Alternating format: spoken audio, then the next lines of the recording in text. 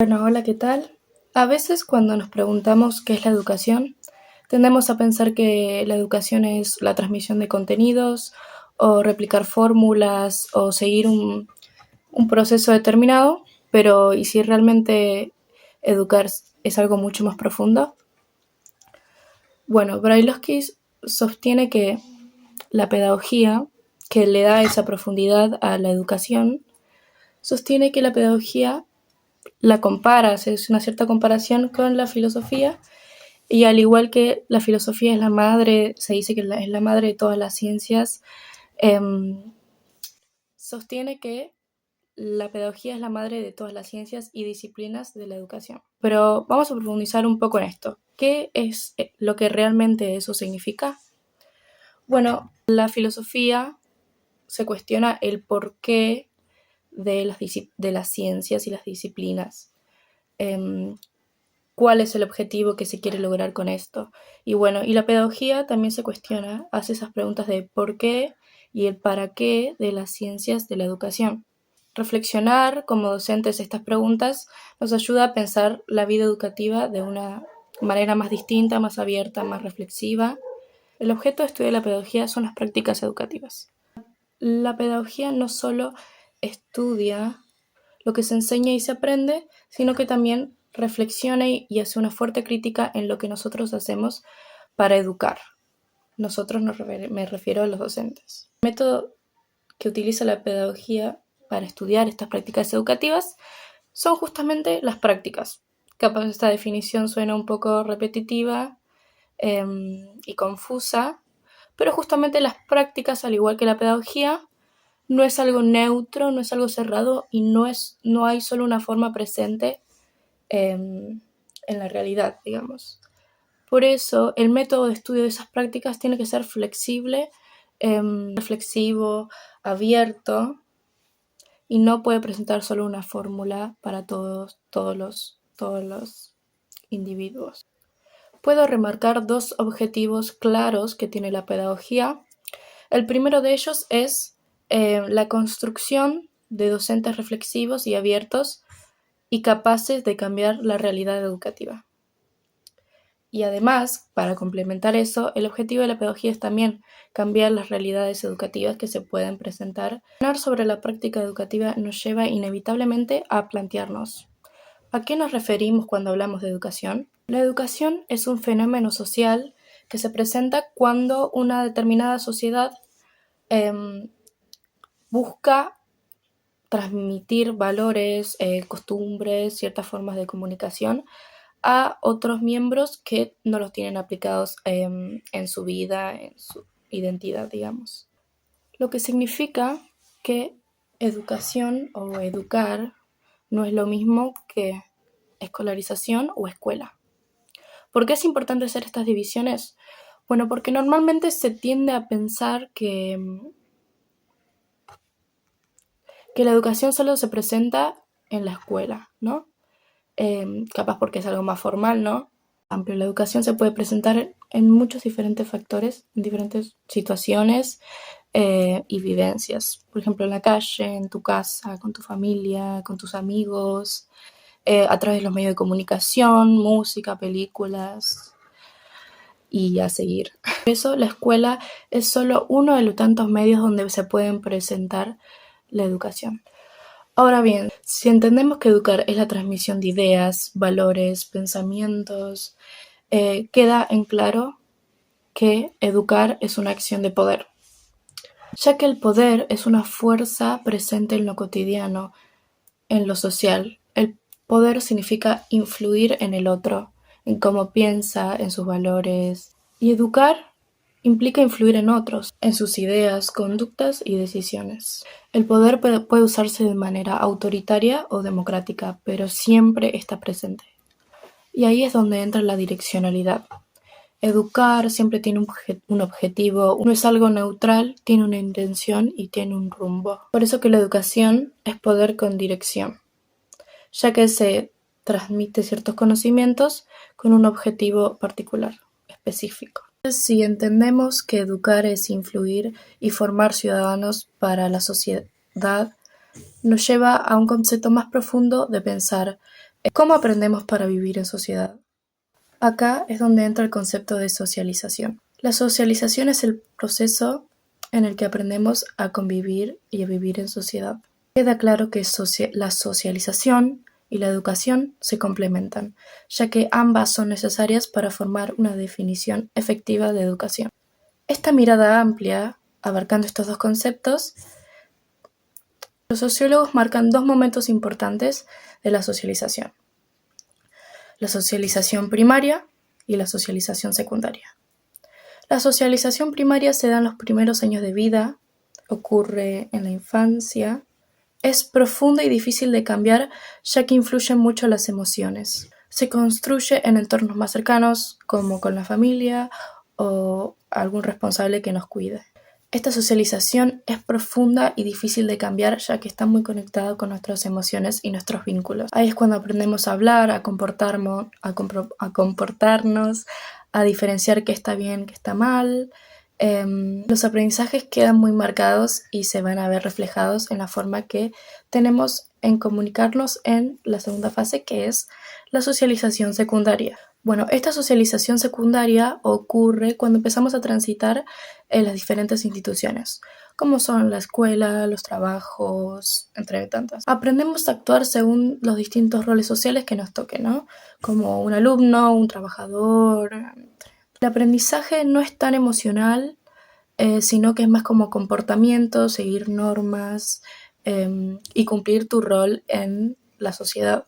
¿Y cuál es el problema con todo esto?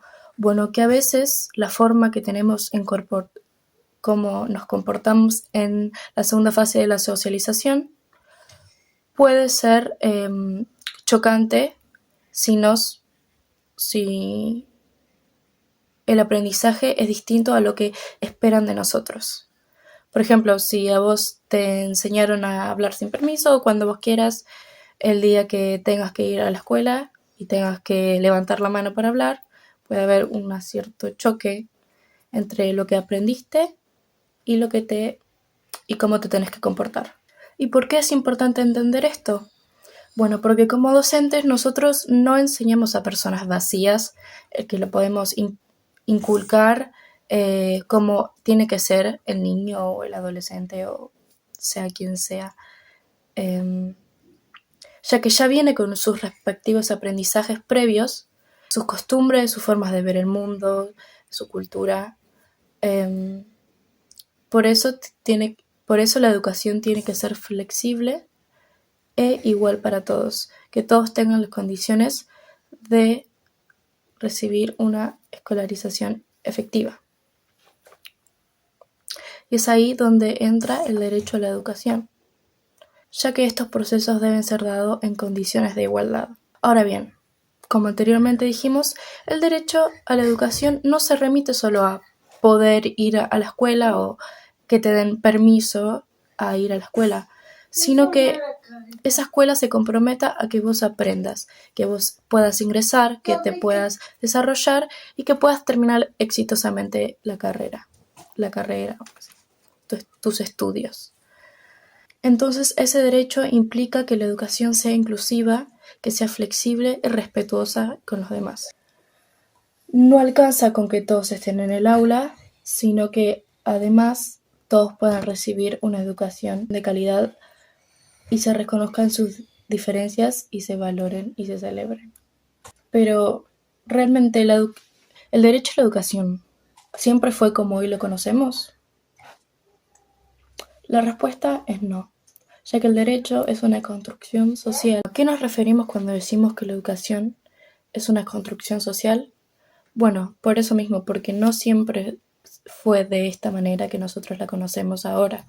En Argentina, un paso histórico que marcó el derecho a la educación fue la sanción de la Ley 1420 en el siglo XIX, que estableció por primera vez que la educación primaria debía ser obligatoria, gratuita y laica. Más adelante, en el siglo XX, con el artículo 14 bis, se incorporaron los derechos de la educación como parte de los derechos sociales. Esto significa que el Estado no solo debe permitir el acceso a la educación, sino que debe garantizar condiciones adecuadas para que todos tengan una educación de calidad. En el año 2016 se sanciona la ley 26.206, la cual refuerza este derecho y lo considera como una garantía legal máxima. Además, se reconoce que la educación está ligada a otros derechos, como el derecho a la alimentación, a la salud y a la vivienda digna. Porque si el estudiante no puede cumplir con los derechos básicos para vivir humanamente,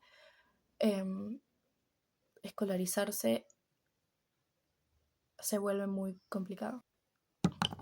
Bueno, ¿y por qué es un derecho? Bueno, ese derecho nos otorga igualdad a todas las personas, que todos podamos tener las mismas oportunidades, podamos adquirir los mismos conocimientos sin importar nuestra cultura, nuestra economía, nuestra sociedad.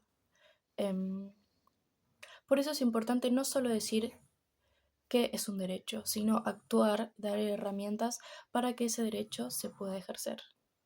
Para que ese derecho se aplique, es necesario un lugar donde todos los chicos puedan ejercer la misma educación. Un lugar donde la igualdad educativa se pueda ver y vivir. Y ese lugar es la escuela. Bueno, la escuela, al igual que el derecho a la educación, es una transformación social e histórica. Esto quiere decir que no es natural. La escuela que conocemos hoy es solo una de todas las formas de educar que existieron.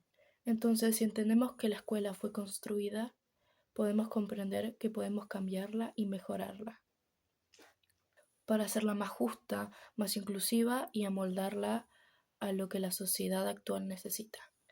Desnaturalizar la escuela es el primer paso para mejorarla.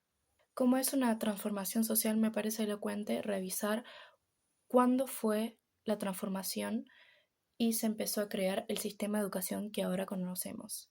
Bueno, durante muchos siglos la Iglesia era la encargada de enseñar, decidía qué, cómo y a quiénes se enseñaba. Pero a través del tiempo y los cambios sociales, esto fue cambiando. En palabras de la autora Silvina Birch, los sistemas educativos nacionales surgen de los escombros de un antiguo régimen escolar conformado por educadores corporativos y órdenes religiosos.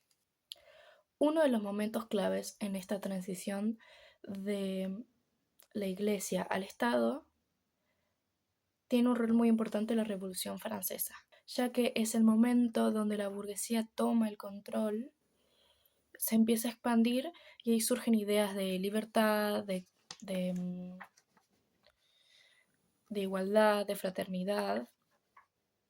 En ese contexto, el Estado empieza a ocupar el puesto que siempre ocupó la Iglesia. Entonces, el Estado asumió la responsabilidad de enseñar. ¿Y para qué? Bueno, para unificar lenguas, para unificar historia, para unificar valores comunes. Y así es como nacen los sistemas educativos nacionales, con leyes, escuelas y maestros. La escuela moderna aparece para responder el interrogativo social de cómo educar a toda la sociedad cuando el mundo está cambiando constantemente. Y la respuesta fue clara, era creando un sistema donde se enseñe todo a todos al mismo tiempo.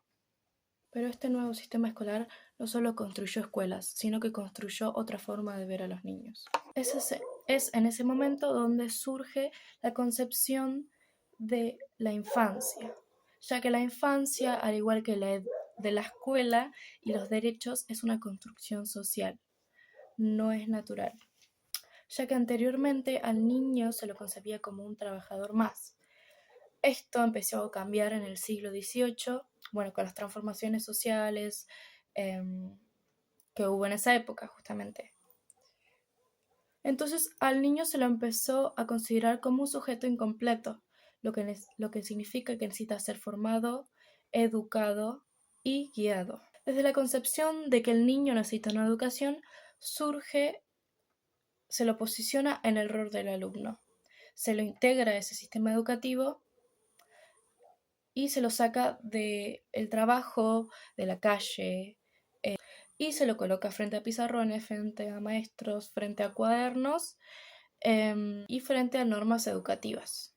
Y ahí en ese momento es donde la pedagogía aparece para ocuparse de ese nuevo sujeto que es el alumno, ya que para enseñar masivamente la educación se transforma en un proceso organizado, teorizado, estructurado, y justamente eso es lo que hace la pedagogía. La pedagogía, como ya dijimos antes, es el saber que guía la práctica educativa. La pedagogía busca mejorar esa práctica educativa, controlarla y cambiarla o amoldarla a las necesidades sociales que estén presentes en ese momento. La pedagogía construye a ese sujeto como alguien que puede y debe aprender. A modo de cierre y como reflexión, puedo decir que la pedagogía no solo enseña conocimientos, sino que ayuda a los niños para que se formen dentro de una sociedad. La escuela en eso tiene un rol clave, ya que no solo les da conocimiento, sino que les da posibilidades y los conecta con el mundo. Además, todos los niños tienen derecho a una educación y eso es lo que les da igualdad y les permite cambiar su realidad, ya que gracias a la educación gratuita que tenemos en Argentina, hay muchas personas que pueden cambiar la realidad de su familia eh, a través de la educación. Por eso yo creo que la educación siempre va a ser peleada y siempre se va a buscar una mejora, ya que gracias a la educación gratuita son muchas las familias las que pudieron ver a ese primer universitario llegar a la casa. Además, la infancia no es solo una etapa en la que se debe cuidar, sino también es preparar a las personas que van a construir el futuro de nuestra sociedad. Y la educación tiene que ser ese espacio donde eso suceda de verdad.